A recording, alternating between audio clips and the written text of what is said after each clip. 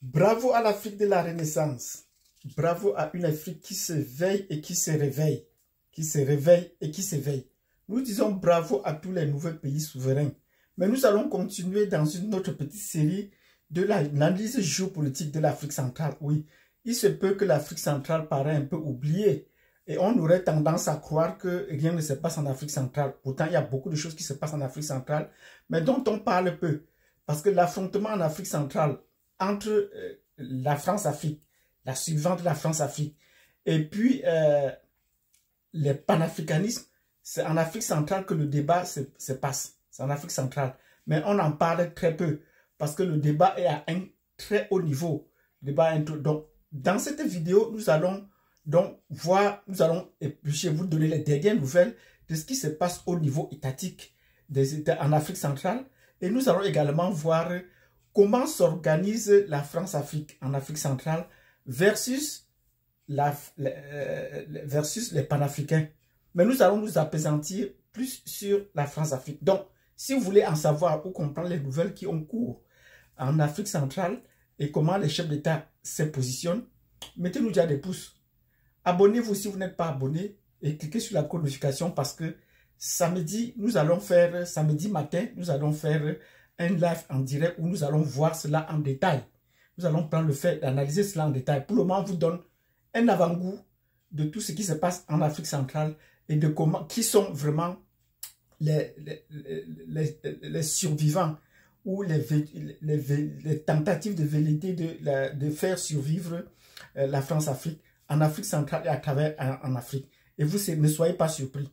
Donc, si vous avez fait ce que nous avons dit précédemment, c'est-à-dire nous mettre des pouces, peut-être de nombreux pouces, si vous n'êtes pas encore abonné, je vous en prie, n'oubliez pas de vous abonner parce que ça vous permettra également de participer au live samedi matin.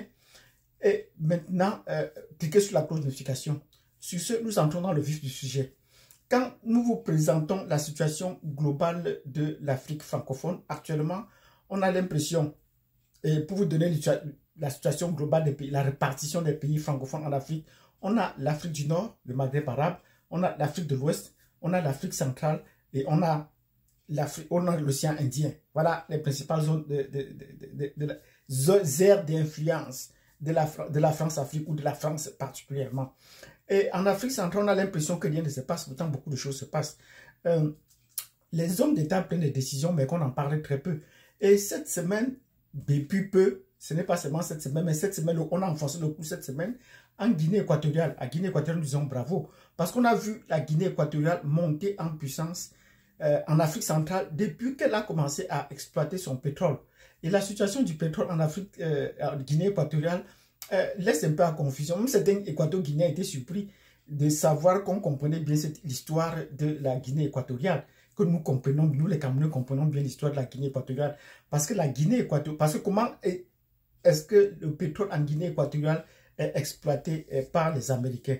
Pourquoi c'est les Américains qui exploitent majoritairement le pétrole en Guinée équatoriale? Ça sont des questions que les gens ne comprennent pas pourquoi. Mais là, il faut revenir dans l'histoire de la Guinée équatoriale pour comprendre pourquoi est-ce que cela. Mais pour vous donner donc une idée, et donc si vous ne comprenez pas, on pourra toujours revenir samedi, c'est que la Guinée équatoriale est une colonie espagnole.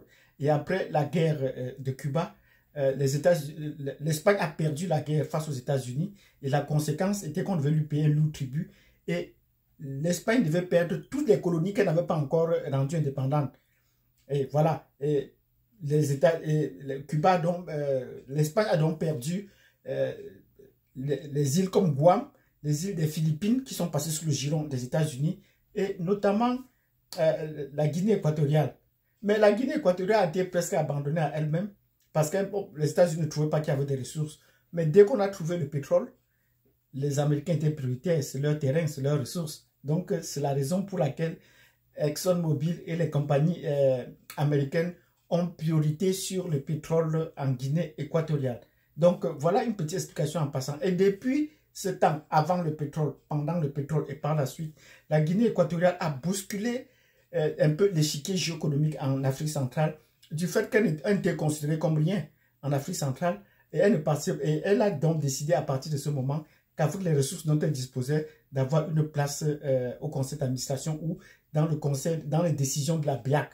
Et réclamé, pourquoi pas, le poste de directeur qui naviguait entre le Cameroun et le Gabon. Donc voilà donc comment la Guinée équatoriale a pris de l'ampleur au sein de la BEAC, puisqu'elle utilise également le franc CFA. Donc, depuis peu qu'elle a commencé à grandir, la France est peut-être jalouse ou mécontente de son accroissement, parce qu'elle ne fonctionne pas comme les autres colonies d'Afrique. Mais le pays ne veut pas se laisser faire.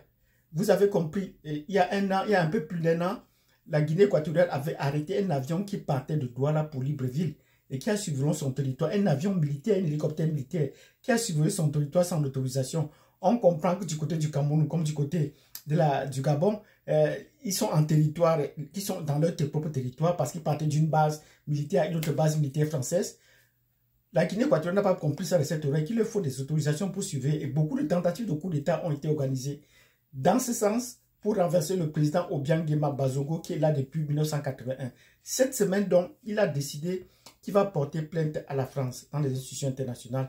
Et sa raison étant que ce n'est pas seulement les biens mal acquis, parce qu'on a fait des procès illégaux, illégitimes, des procès mal intentionnés au fils d'Obiang-Nguema Bazogo qui est au gouvernement en France, et on a saisi les biens et on a vendu les biens aux anciens qu'on ne les a pas retrocédés.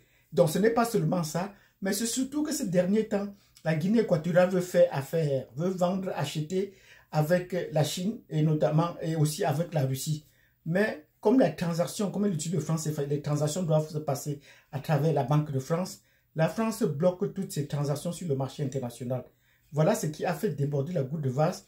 Et le président Obiang-Nguema a donc décidé qu'il doit porter plainte à la France pour non seulement les condamner, pour qu'on libère les biens qu'ils avaient déjà pris sous le prétexte des biens mal acquis, mais qu'il fallait également qu'on les dédommage pour les blocages de transactions financières avec d'autres pays.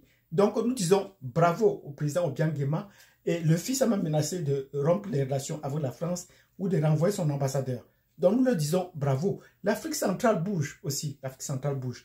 Le fait que l'Afrique centrale bouge, ce n'est pas seulement de ce côté, c'est notamment aux côtés du Cameroun, parce que là, le débat au niveau du Cameroun est un débat plus élevé. Vous connaissez les médias comme Afrique Média, comme Vox Africa, qui depuis peu distillent des informations pour soutenir les panafricanistes qui sont plus au Cameroun, avec Panafricaniste TV, avec d'autres chaînes de télévision. Donc, la voix s'élève. La France même est au courant. Elle sait que des médias comme Afrique Média sont des médias panafricanistes très avancés, avec quelqu'un, un orateur comme Banda Kani, qui s'est auto-formé et qui est un autodidacte et qui a des éléments, des preuves sur l'histoire ou le parcours de l'histoire politique et des pays comme la France, qui est un pays essentiellement prédateur sur les biens de l'Afrique. Mais la France a trouvé de l'autre côté que pour essayer de tasser les panafricanistes, il fallait prendre également des Camerounais pour faire la survivance, pour faire survivre la France-Afrique. Et parmi ces Camerounais, il ne faut pas vous tromper du discours. Samedi, on va vraiment en parler, on va vous les citer aujourd'hui. Parmi ces Camerounais qu'on voit le plus, il y a Philippe Simo, c'est un youtubeur, déjà dans les affaires, dans ses attaques ou ses combats contre les autres Africains, contre les autres Camerounais, notamment contre Lieb Limal. Je vous avais dit dans une vidéo qui n'était pas Bamileke, lui-même il est revenu et il s'est mis à parler, ça les gens ont compris. Parce que dans les affaires, les Bamileke le maîtrisent, on ne s'attaque pas aux affaires de notre frère. Oui, on n'attaque pas aux affaires de notre frère. Les affaires, c'est les affaires. Et Philippe Simo n'a pas compris que nous sommes dans le système capitaliste où les grands poissons mangent les petits. C'est ça le système capitaliste, un système mafieux. Nous allons revoir donc ça en détail. Et quand il intervient, c'est dans les chaînes comme RFI, il fait venir même les ambassadeurs de France sur sa chaîne pour parler, vous comprenez. Il réussit à organiser des colloques à Paris. Il veut demander aux Africains de venir en France, de venir en Afrique, mais ils veulent transiter par Paris. Donc, ça sont des signes qu'on doit voir en détail, et même dans ce qu'il dit, on va voir en détail. Même actuellement, il est en train de se questionner, on va faire partie de la France, et puis qu'est-ce qu'il y aura par la suite. Donc, il est en train de voir le départ de la France sous un mauvais œil. Donc, à côté de lui, pour ne citer que là, pour ne pas trop traîner sur lui, parce que nous allons y revenir, il y a quelqu'un comme Franklin Nyamsi. Oui, le professeur Franklin Nyamsi, c'est un philosophe, il est originaire du Cameroun, il a passé son bac, il est parti. Mais il a étudié et il vit en France. Et vivant en France, il ne peut pas faire, s'il dénonce la France, c'est juste pour essayer de s'attirer les sympathies, mais il ne peut pas être un panafricaniste. Là, ce sont des suivants de la France. La France qui le nourrit, donc c'est la France-Afrique qui le soutient. Mais l'élément le plus important, c'est qu'il ne peut pas faire des analyses géopolitiques du fait qu'il est déjà inféodé à un parti. C'est un soroïste. Il appartient au parti de Guillaume Soro. Et Guillaume Soro est également un membre de la France-Afrique. Donc, si le parti de Guillaume Soro arrive au pouvoir, il est un libéral, notamment Franklin Nyamsi, avec lui, qui est son chargé de communication.